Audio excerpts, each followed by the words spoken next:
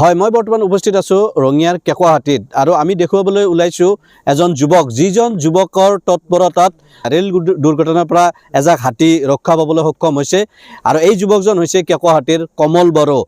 কমল বড়োৰ দায়িত্বশীল ভূমিকাৰ বাবে ভাটকুছি আৰু কেঁকুৱাহাটী ৰেলপথৰ মাজত এজাক হাতী, বনৰীয়া হাতী জনাঞ্চললৈ ওলাই আহিছিল আৰু সেই দৃশ্য প্ৰত্যক্ষ কৰি তেওঁ তৎপৰতাৰে ৰেল বিভাগক খবৰ দিয়ে, RPFক খবৰ দিয়ে আৰু তাৰ পিছতেই ৰেলৰ যি গতিবেগ সেই গতিবেগ কমাই দিয়া হয়। ইয়াতে ৰেল বিভাগেও তৎপৰতা অৱলম্বন কৰি সতৰ্কতামূলক ব্যৱস্থাৰে আচলতে ৰেল চলোৱা হয়, যাৰ বাবে দুৰ্ঘটনাৰ পৰা ৰক্ষা পৰে এজাক হাতী, 9টা হাতীৰ জাক আছিল আৰু সেই যুৱকজনে হৈছে কমল বড়ো আৰু তেওঁৰ আমাৰ সৈতে আছে কমল বড়ো আৰু ইয়াতে ইতিমধ্যে ৰেল বিভাগে আপোনাক পুৰস্কাৰ প্ৰদান কৰিছে।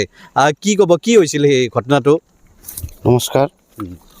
একচুৱেলি কালি ৰাতিপুৱা মই মৰ্ণিং ৱাকত আহোঁতে দেখিলোঁ যে আপোনাৰ ট্ৰেকৰ আশে পাশে মানে কেইটামান হাতী ঘূৰি ফুৰিছে।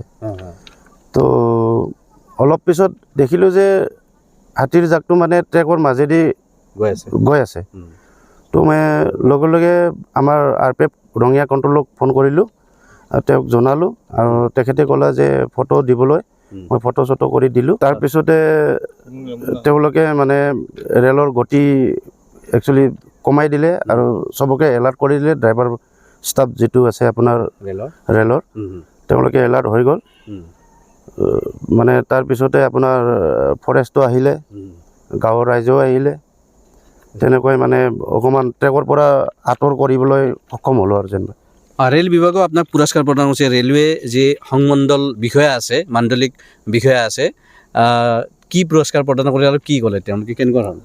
হয়, আমাৰ মাননীয় ৰঙিয়া ডিভিজনৰ DRM ছাৰে এৱাৰ্ড দিলে অকণমান আৰু সন্মানীয় এখন চাৰ্টিফিকেট দিলে। কি ক'ব, আচলতে ৰেলত দুৰ্ঘটনা হয়, অলপতে কেইবাটাও হাতীৰ মৃত্যু হৈছিল, তাৰপিছত আপুনি সতৰ্কতামূলক অৱলম্বন কৰিলে। হয়, কেনেকৈ আহিল মনত কথাটো?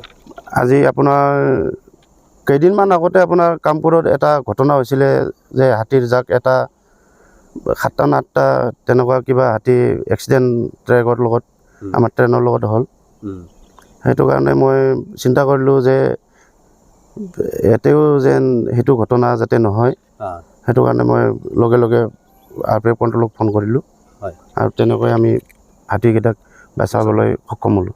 হয়, নিশ্চিতভাৱে উল্লেখ কৰিব লাগিব যে কেইদিনমান পূৰ্বে যি ঘটনা হৈছিল আচলতে লামডিং আৰু কামপুৰৰ মাজত ৰেল দুৰ্ঘটনাত কেইবাটাও হাতীৰ মৃত্যু হৈছিল আৰু তাৰ পিছতেই দেখিবলৈ পোৱা যায় যে ইয়াত যি কমল বড়ো আছে, সচেতন যুৱক, তেওঁ সতৰ্কতা অৱলম্বন কৰি ৰেল দুৰ্ঘটনাৰ পৰা যাতে ইয়াত যি এজাক হাতী আছিল, 9টা হাতীৰ জাক, কেনেকৈ বচাব পৰা যায়, তেওঁৰ যি আশংকা হৈছিল ৰেল দুৰ্ঘটনা হ'ব পাৰে যিহেতু ৰেল ট্ৰেকৰ মাজেৰে হাতীকেইটা চলাচল হৈছিল, লগে লগে তেওঁ তৎপৰতাৰে ৰেল বিভাগক খবৰ দিয়ে আৰু এক সম্ভাৱ্য দুৰ্ঘটনাৰ পৰা সেই হাতীজাকক আচলতে বচাব পৰা যায়।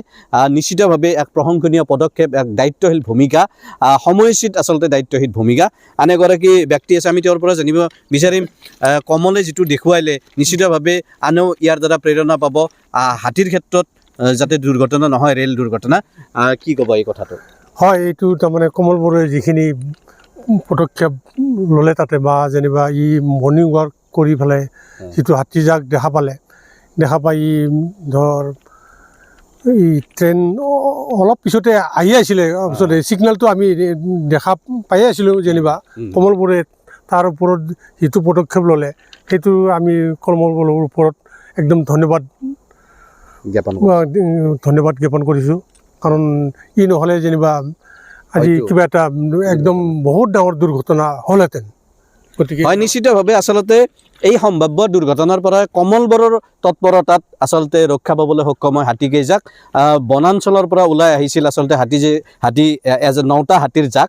আন এগৰাকী ব্যক্তি আছে, কি ক'ব, আপোনালোকৰ গাঁৱৰে কমল বড়োই যিখিনি কাম দেখুৱালে, দায়িত্ব পালন কৰিলে, এই ক্ষেত্ৰত তেওঁ পুৰস্কাৰো লাভ কৰিলে ৰেল বিভাগৰ পৰা, এই কথাটোক লৈ কি আপোনালোকে কেনেকুৱা?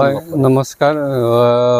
মই তাৰমানে কমল বড়োৰ তাৰমানে যিটো কাম কৰিলে, দেখালে, সেইটো তাৰমানে মোৰ খুবেই ভাল লাগিছে। আমি একেলগে কাম কৰোঁ, তথাপি মই কমল বড়ো মই এনেকুৱা বুলি ভবা নাছিলোঁ। মোৰ আজি খুব ভাল লাগিছে। তাৰমানে মই ক'ব লাগে একো নাই, কি বুলি তাৰমানে তাক শব্দ মানে প্ৰশংসা কৰিম, তাৰ বিষয়ে তাৰমানে মই একো ক'ব লগা নাই আৰু তাৰমানে এনেকুৱা মোৰ ভাল লাগিছে। হয়, নিশ্চিতভাৱে আচলতে এই কেঁকোহাটী গাঁওবাসীও আচলতে কমল বড়োৰ ভূমিকাক লৈ তেওঁলোকে আচলতে খুব আনন্দিত হৈছে। তেওঁলোকে মানে গৌৰৱ অনুভৱ কৰিছে যে কমল বড়োৰ বাবেই এক সম্ভাৱ্য দুৰ্ঘটনাৰ পৰা হাতীকেইটাক বচাব পৰা গৈছে, ৰক্ষা কৰিব পৰা গৈছে। সুৰক্ষিতভাৱে ইয়াৰ পৰা ওলাই যোৱাৰ ক্ষেত্ৰত তেওঁলোকে কমল বড়োৱে যি ভূমিকা পালন কৰিলে, নিশ্চিতভাৱে কমল বড়োৰ যি সময়োচিত দায়িত্বপূৰ্ণ ভূমিকা, তেওঁৰ যি সচেতনতা, তেওঁৰ যি তৎপৰতা, যাৰ বাবে ৰেল বিভাগক তেওঁ সতৰ্ক কৰাৰ পিছতে সম্ভাৱ্য দুৰ্ঘটনাৰ পৰা হাতীজাকক বচাব পৰা যায়। আৰু এই কথাটোৱে আচলতে আনেও যাতে প্ৰেৰণা লাভ কৰে, হাতীৰ যাতে ৰেলত দুৰ্ঘটনা সংঘটিত নহয় আৰু দেখা মাত্ৰকে যাতে ৰেল বিভাগক খবৰ দিয়ে আৰু এনেধৰণৰ সময়োচিত পদক্ষেপ যাতে ল'ব পৰা যায় বিভাগীয়ভাৱে, তাৰ বাবে এক নিদৰ্শন দাঙি ধৰিছে কমল বড়ো আৰু এই লৈ গাঁওবাসী উৎফুল্লিত তেওঁৰ ভূমিকাক লৈ।